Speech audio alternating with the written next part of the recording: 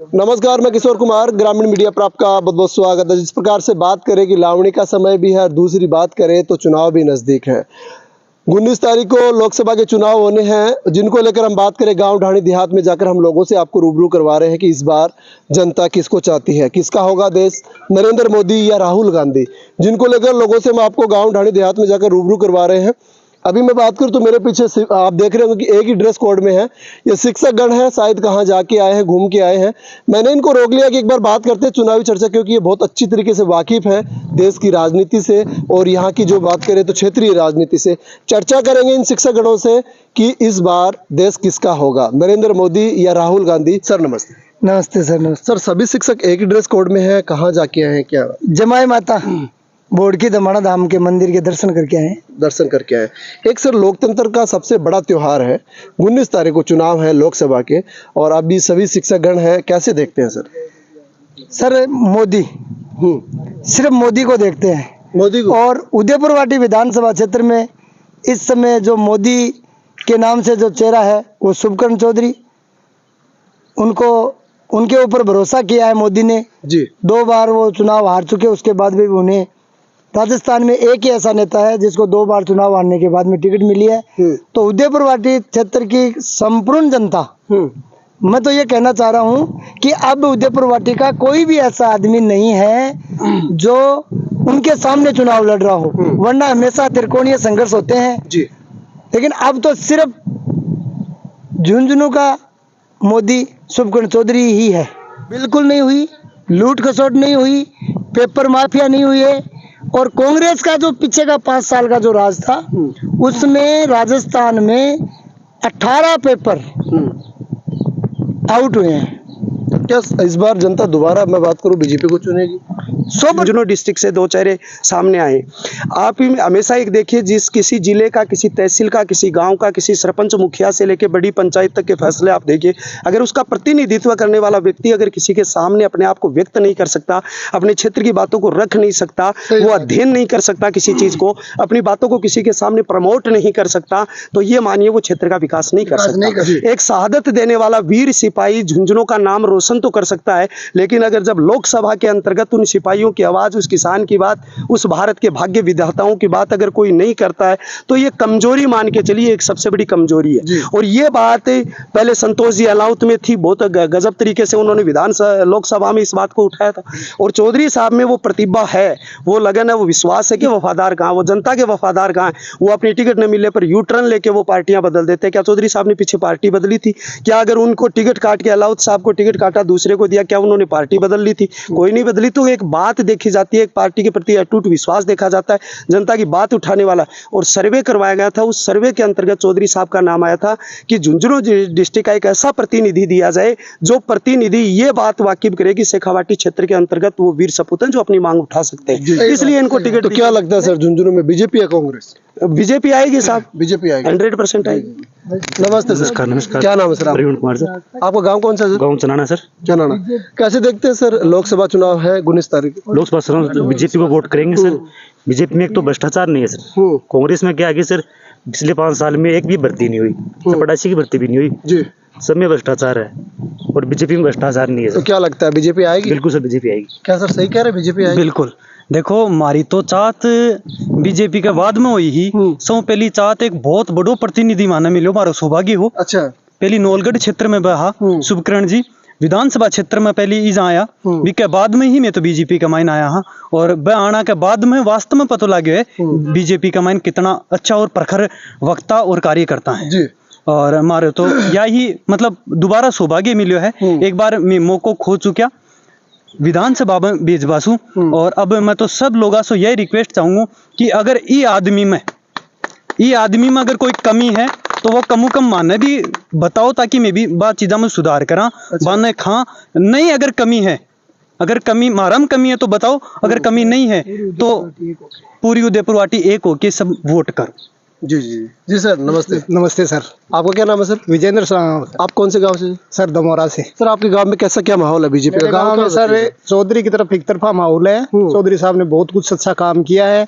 इतने दिन तक हमने विधानसभा में भेजा, इस बार हम दिल्ली भेजेंगे और निसंदेह मोदी जी के पास वो ये मैसेज पहुंचाएंगे। मेरा आपके माध्यम से मोदी जी तक ये मैसेज पहुंचाना है कि युवाओं को रोजगार दे। मोदी जी बहुत अच्छा काम कर रहे हैं, इंटरनेशनल स्तर पर भी मोदी जी का नाम छा रहा है, लेकिन युवाओं को कुछ दें। मेरे हिसाब से मैं जहाँ तक सोच रहा हूँ वहाँ तक युवाओं को एक अच्छा रोजगार दे, युवाओं को कुछ अच्छा दे। और भी शिक्षकगण हैं, बातचीत करेंगे। जी सर, नमस्ते। नमस्ते नमस्ते। आज कहाँ घूम के आए हैं सर? आज जमाए माता के जाके आए सर। कैसे देखते हैं लोकतंत्र का सबसे बड़ा त्योहार आने वाला? देखो, मैं तो आपको इतना ही कहना चाहूंगा कि आपने भी खूब सारे नेता देखे हैं बीजेपी के, चाहे वो कांग्रेस के लीडर हैं, लेकिन आपने कभी मोदी जी को देखा है कि उनके कभी जुकाम हुआ हो, बुखार हुई हो, छू छा कर रहे हो? क्यों नहीं होती उनको? तो वो एकदम ब्लड रखते हैं? नहीं, एकदम एकदम एक्टिव पर्सन है। उनको क्या है कि देश की जनता की टेंशन है उनको। अच्छा। और इसकी वजह से जिस आदमी के पास समय का अभाव है, एकदम से बिजी है, तो बीमार होने का समय नहीं उनके पास। सबसे बड़ी बात हुई है। और मैं सारे झुंझुनू वासियों से कहना चाहूंगा कि अपने जो शुभकर्ण जी चौधरी हैं जी, ये एक दूत की तरह आए हैं। मतलब बीजेपी के एक दूत बन करके आए, मोदी जी एक दूत बन करके आए। तो पूरी झुंझुनू वासियों की जनता से मेरा निवेदन है कि वो बढ़ चढ़ करके बीजेपी को वोट करें। अच्छा, क्या काबिलियत देखते हैं आप शुभकर्ण चौधरी में? देखो, अभी 2 बार जो चुनाव हुए हैं उनमें उनको हार का सामना करना पड़ा, और उसमें उदयपुरवाटी तहसील के लोगों की कुछ कमियां रही थी। अभी मैंने देखा था कि हमारे गुड़ागोड़ जी में 5-7 दिन पहले बहुत बड़ी मीटिंग हुई थी, उसमें कम से कम 21-22 लोग कांग्रेस के लोगों ने बीजेपी का दामन थामा उन्होंने। तो मुझे तो ऐसा लग रहा है कि, और गर्व फील कर रहा हूँ कि आने वाला जो लोकसभा का जो चुनाव होगा उसमें हमारे शुभकर्ण जी विजयी होंगे और पूरे देश में एक मोदी नाम का एक डंका बजेगा। ये सर, सभी शिक्षकगण हैं और सभी बीजेपी का नाम ले रहे हैं, या तो मैंने कोई गलत डब्बे की टिकट ले ली या फिर मतलब आप बीजेपी? नहीं, हम क्योंकि शिक्षक हैं, आप भी बहुत बातों को भली भांति जानते हैं। क्या देश सच में आगे गया? बिल्कुल सच में आगे गया। देखो, आज आप देखो पूरे विश्व की जितनी भी टेक्नोलॉजी है, नैनो टेक्नोलॉजी, वो सारी आज इंडिया में है। आज से 10 साल पहले आप बात करो, इंडिया के अंदर कुछ भी नहीं था, और आज देखो आप कितनी भयंकर टेक्नोलॉजी अपने इंडिया के अंदर आई है। मतलब जो लोग विदेशों से चीजों का आयात किया करते थे, उनका निर्यात हुआ करता था, जहां से हम उनको मंगवाया करते थे, आज इंडिया खुद उनका मैन्युफैक्चर कर रहा है। तो ये कितनी बड़ी बात अपने देश के लिए। बेरोजगारी हट रही है, सबको आत्मनिर्भर होने का मौका मिल रहा है। लोगों से, एक मीडिया बंधुओं से, आप लोग क्षेत्र में खूब घूमते हो। हम तो हो सकता है जहाँ तक उदयपुरवाटी क्षेत्र में रहते हैं, लेकिन आपका तो कार्य है प्रसार करने का। तो सब क्षेत्रों में आपके हिसाब से, जैसे मैं जहां तक देख रहा हूं, जिन्होंने पिछली गवर्नमेंट में जिन्होंने कांग्रेस को वोट किया था, वो कम से कम 30% लोग बीजेपी में आ चुके हैं, जो मैंने देखा है।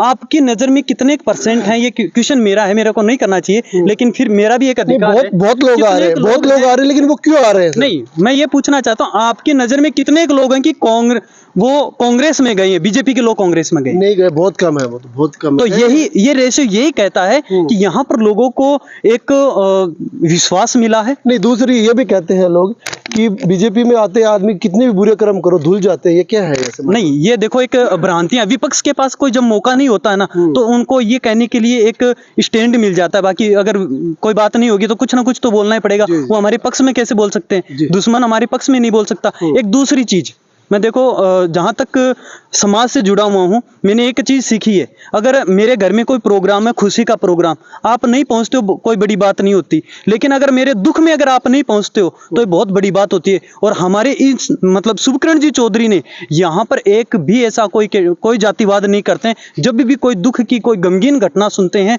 सबसे पहले वो जाकर के पहुँचते हैं, और ये विश्वास उन्होंने पैदा किया है। और सबसे विकट घड़ी में जब हम कोरोना में गए थे, हम लोगों ने लोगों से दवाई नहीं, हमारे प्रधानमंत्री साहब की ये ताकत थी कि हम लोगों ने दूसरे लोगों को, दूसरे देशों को दवाइयां पहुंचाई।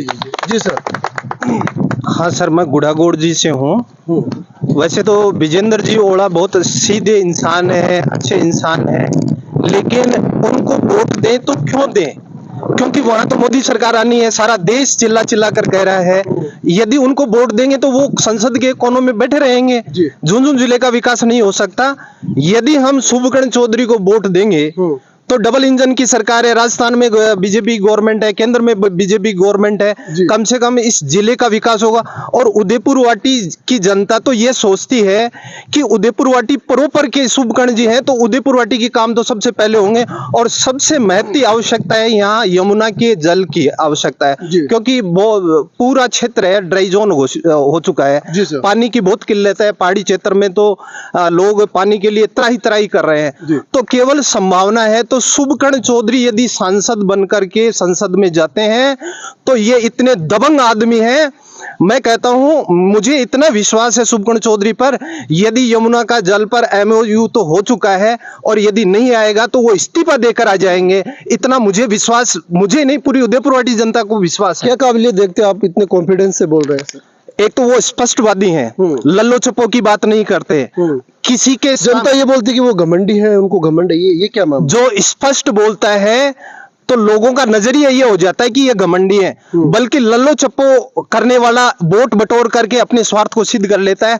ये गुण शुभकर्ण चौधरी में नहीं है, चाहे कोई वोट दे चाहे नहीं दे, लल्लो चप्पो की बात नहीं करते, वो बिल्कुल स्पष्ट बोलते हैं। हालांकि मैं विजेंद्र जी ओड़ा के बारे में बुरा नहीं कहूंगा, बहुत अच्छा है, सीधा है, कोई कलंक नहीं है, अच्छा राजनीतिक अनुभव है, एक उनकी दर पीढ़ी का काम है ये राजनीतिक। लेकिन वो करेंगे क्या संसद में जाकर के, ये बड़ा मुद्दा है। संसद के कोने में बैठे रहेंगे। और दूसरी बात, कांग्रेस की गवर्नमेंट कभी आनी नहीं है, क्योंकि पूरे देश के 545 सीटों में से पूरा बहुमत पर भी चुनाव नहीं लड़ रही है, तो उनकी पार्टी की सरकार बनने की तो कोई संभावना ही नहीं है। इसीलिए मैं तो यही गुजारिश करता हूं कि इस झुंझुनू जिले का विकास और हित हो, उसे वोट करें, किसी व्यक्ति विशेष को वोट नहीं करें। ये मैं बात करूं तो पूरे शिक्षक गण हैं और अपनी बातें यहाँ पे रख रहे हैं। और जैसा आपने देखा होगा, पिछले 20 मिनट से अपनी बातें बेबाकी से रख रहे हैं। सभी शिक्षकों ने अपनी बातें यहाँ पे बताई है। अब आप ये आरोप लगाएंगे कि आप इनके बुलाने से वहाँ पे गए हैं, ऐसा कुछ नहीं है। मैं भी यहाँ आया था, पूरे शिक्षकगणों की टीम थी, मैंने इनसे संवाद किया, इन्होंने अपनी बातें रखी है। अब इनका नजरिया बीजेपी के पक्ष में है, तो ये तो नहीं है कि मैं इनके पक्ष में आया हूँ, लेकिन सभी शिक्षकों ने बीजेपी के बारे में बोला है। और भी शिक्षक हैं, बातचीत करेंगे। सर नमस्ते। नमस्ते सर। क्या नाम है सर आपका? मेरा राकेश खेदड़। सर आपका कौन सा गाँव है? टिटनवाड़। टिटनवाड़ कैसा सर, टिटनवाड़ का समीकरण कैसा रहेगा लोकसभा चुनाव? सर टिटनवाड़ का हर बार एक तरफा रहता है, बीजेपी के पक्ष में, शुभकर्ण चौधरी के पक्ष में एक तरफा माहौल है। तो इस बार क्या लगता है, अभी लोकसभा की टिकट भी मिली है उनको? सर 100% जीतेंगे। 100% एक तरफा। एक तरफा। तो देखिए, सभी शिक्षकगण थे जिनसे हमने बातचीत करने की कोशिश की है, सभी ने अपनी अपनी राय दी है। वीडियो के बारे में आपकी क्या राय है, आप भी हमें कमेंट बॉक्स में लिखकर जरूर बताइएगा। जय हिंद, जय भारत।